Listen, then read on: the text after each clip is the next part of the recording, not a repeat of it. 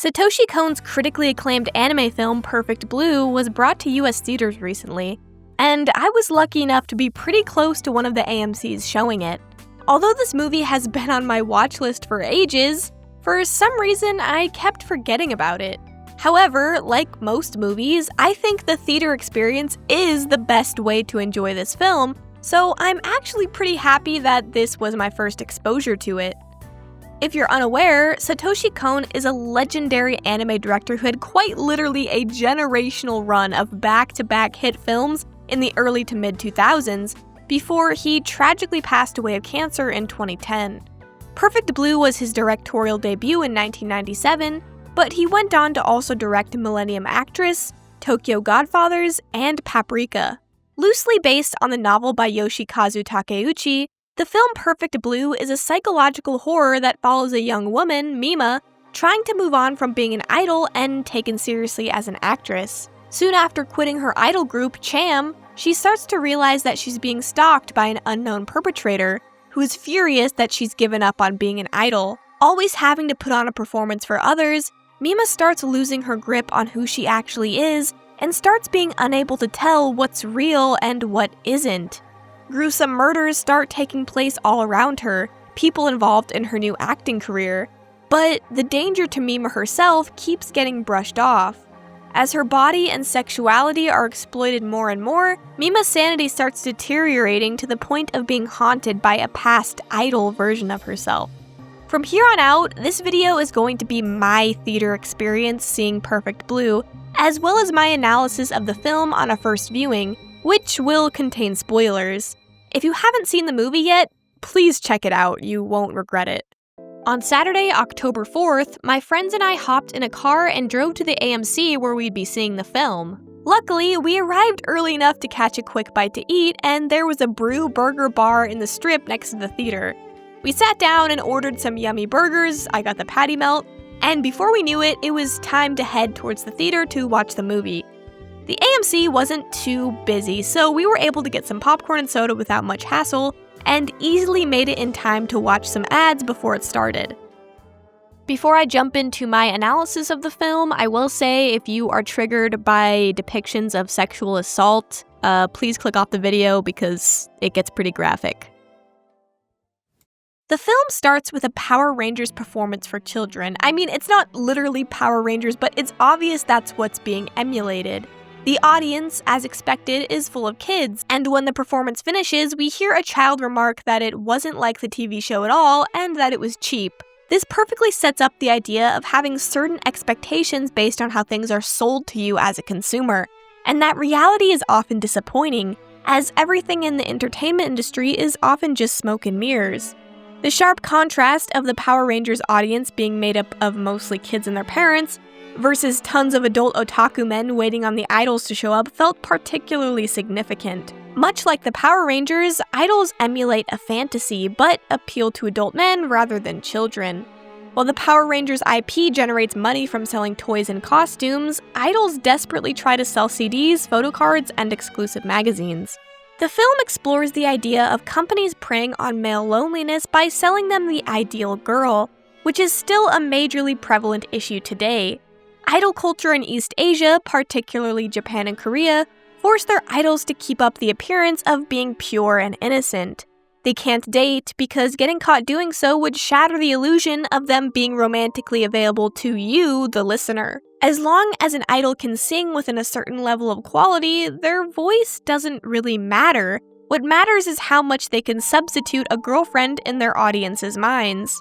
From the very start of the film, Mima struggles to separate herself from her idol persona. One moment she's dancing and singing on stage, and the next she's suddenly doing some mundane grocery shopping. Then she's jogging down a crosswalk, and suddenly she's back on stage singing a poppy love song. The sporadic and jarring nature of it all helps the audience get into the same mindset as Mima, feeling like she can't escape a constant performance. A reoccurring theme throughout Perfect Blue is surveillance. Mima is in a constant state of feeling watched, which is in big part kickstarted by her discovery of the blog Mima's Room. Before Mima finds the blog, her small one-room apartment is seemingly her only safe haven from her incredibly stressful and busy life. When she gets home, she can finally relax, feed her fish, and take a bath. When her manager, Rumi, helps her set up Mima's computer, Mima discovers a blog named Mima's Room, which describes the daily activities of the former idol, seemingly written by a fan. Novelty becomes horror when Mima realizes the contents of the blog are hauntingly accurate, including details that no one but her should know.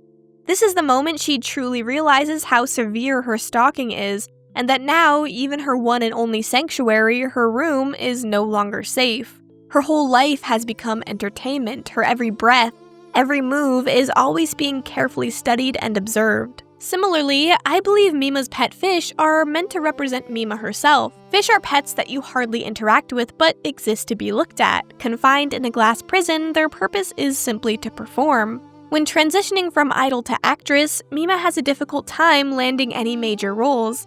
Eventually, she's cast in a drama called Double Bind as one of the main characters' little sister. At first, she only gets a single line, but even then is incredibly overwhelmed by the whole process.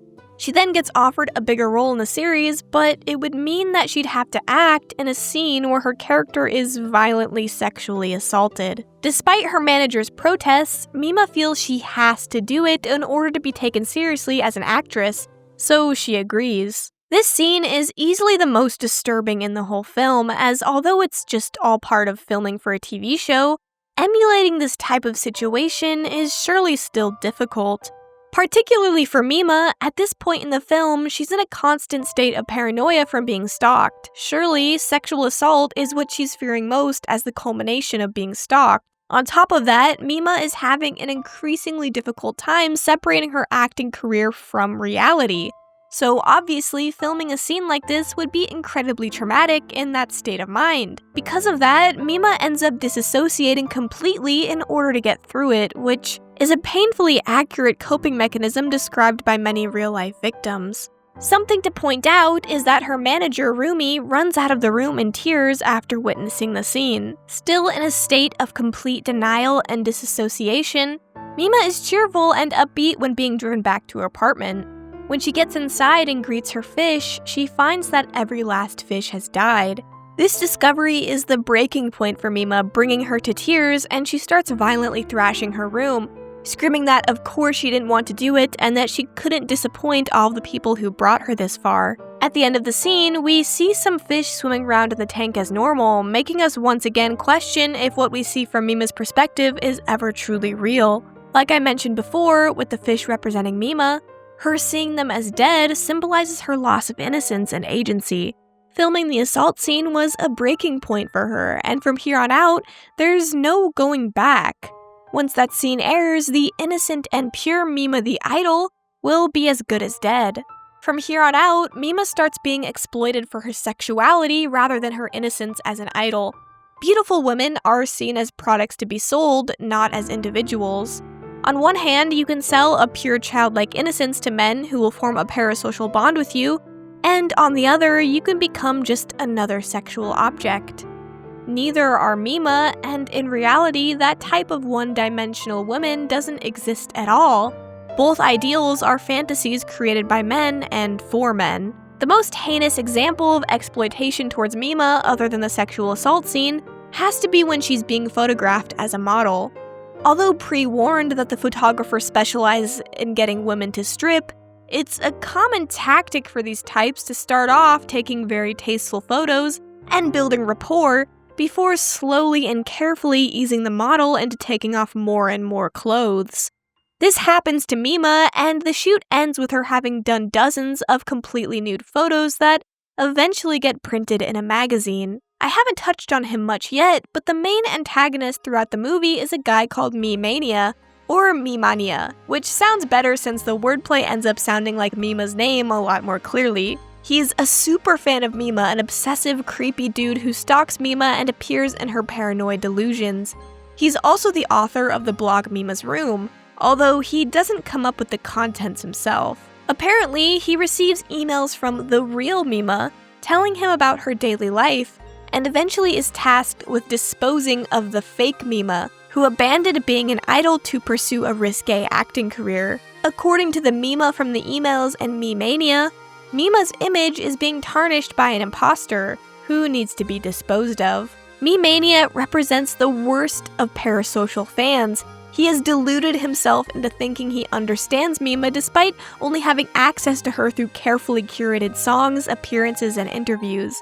He's fallen in love with a version of a girl who doesn't truly exist, a person who's been sold to him in order to drain his wallet. Despite this, he believes it's his job to protect Mima, or at least the version of her that he created, since he can't comprehend the idea of her being different than the person who he imagined. Mima, too, is being haunted by a version of herself that doesn't truly exist. Mima's dream was to sing, but even as an idol, that was never the focal point of her career. Like I mentioned earlier, she was still just a product, but one that maintained some level of dignity that her current endeavors completely lack. Mima feels like she's betraying herself, which culminates in her creating the illusion of the old Mima, who constantly shows up to berate and mock her. I filmed one scene while in the theater, and it's the scene where Mima starts chasing the ghost of her past self through the city, desperately wanting to make her go away. It ends in Mima running out in front of a vehicle head-on, with Mimania as the driver, before she suddenly wakes up in her bed. I was completely unspoiled for this movie, so the twist at the end was really effective. When it was revealed that Rumi had been emailing Mimania this entire time as Mima, believing that she was Mima, I was completely blindsided. Sure, the movie foreshadows it heavily by having Mima play a character in the drama series who has DID, but I just assumed it would be revealed that it was Mima herself suffering from it. Rumi, Mima's manager, is completely unassuming throughout the film. She's supportive of Mima, stands up for her, and seems to be Mima's only friend. She feels like a motherly presence in Mima's life, which sharply contrasts with everyone else who only sees Mima as an object. At one point, it's mentioned that Rumi was a former idol herself. This makes a lot of sense, as Rumi, who has dissociative identity disorder, projects her lost youth onto Mima and creates a new identity based on her. Despite no longer being conventionally attractive, thin, and young, Rumi clings desperately to the idea of still being an idol, an object of worship, someone who has dedicated fans. Her complete and utter breakdown and attempt to kill Mima reflects how aging women are discarded by the entertainment industry once they lose their youth and beauty, treated as nothing more than an expired piece of meat.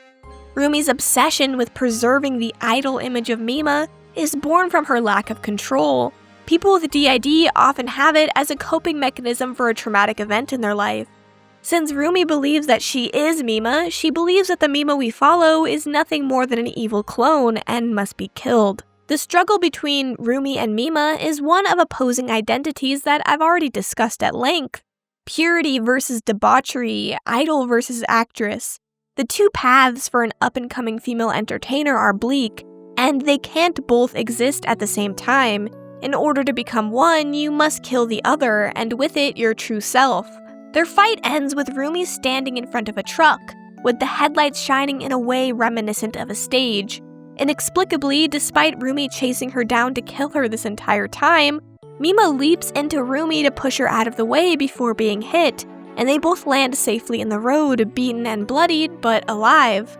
The film ends with an epilogue showing Mima, a now famous actress, visiting a mental hospital where Rumi now lives, still believing that she's Mima the idol.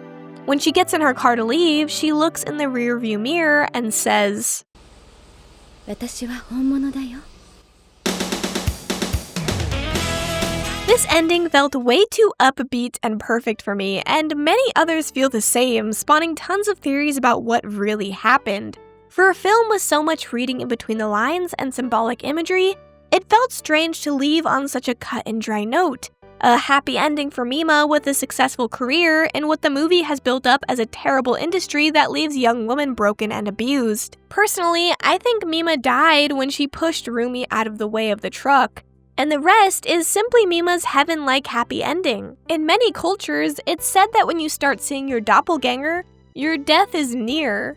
Mima starts seeing her doppelganger everywhere, and even when it's Rumi dressed as Mima, we the audience still see her as a clone of Mima. Earlier in the film, Mima says to Rumi, 私生きてるのかなひょっとして私あの時トラックにひかれてそれからずっと夢の中なのかも which refers to when she imagines getting hit by Mimania when chasing her idol doppelganger. In my opinion, this foreshadows her actually getting hit at the end of the movie, and the very last scene in the film is in fact just a dream. The ideal reality in Mima's mind. That's just my theory though, and I'm sure other people have already expressed that idea. Satoshi Kon's Perfect Blue is a horrifying exploration of identity, performance, and exploitation in the entertainment industry. Mima's gradual mental collapse is meant to critique our culture's commodification of women, where they're forced to play one of two roles, the pure innocent fantasy or the hypersexualized object. Rumi, both a victim and villain, embodies the tragedy of aging women in the industry. Once discarded, Rumi continues to cling to the values she once had when she was young and beautiful. Mima, despite being what many young women aspire to be, struggles with maintaining a boundary between her authentic self and performance, making nothing in her life feel real anymore. Idols are a common trope in anime, as they're still a big part of Japanese pop culture to this day. Oshinoko is a recent popular series that explores the dark side of the idol industry, and there are multiple series I can think of that feature idols or idol culture in some way. Perfect Blue is an excellent critique of not only the idol industry, but also how women are treated in general in the entertainment industry, which sadly is a problem that breaches cultural barriers. Leaving the theater, I felt a deep sense of dread, and my mind was churning with thoughts about the movie. While waiting for a friend in the bathroom, I saw a girl cosplaying Rumi's red dress version of Mima down the hallway, and I looked at her for a moment before deciding I was too shy to ask for a picture. Seconds later, I looked back up again, and suddenly she had disappeared. It felt for a moment like I had witnessed an apparition, like a scene from the film, and it added to my unease. Driving back home, seeing the shining lights of the city pass me by, I thought about what I should write for this video. Thank you so much for watching. I really appreciate it. We're getting kinda close-ish to 50,000 subscribers, so that's my goal as of right now. If you're not subscribed, you should definitely do it. You can always unsub if I post trash later. If you like this video, please check out my other videos where I go see an anime movie in theaters. The other two are much more vlog heavy, but a lot of fun and have their own analysis sections as well. If you're still watching at this point, comment, "I'm Mimimania," and if you're on mobile and it's been less than 7 days since this video was posted, swipe the comment bar down below and give me some hype points to boost this video in the algorithm. Because, I'm a small channel and I want to be a big channel.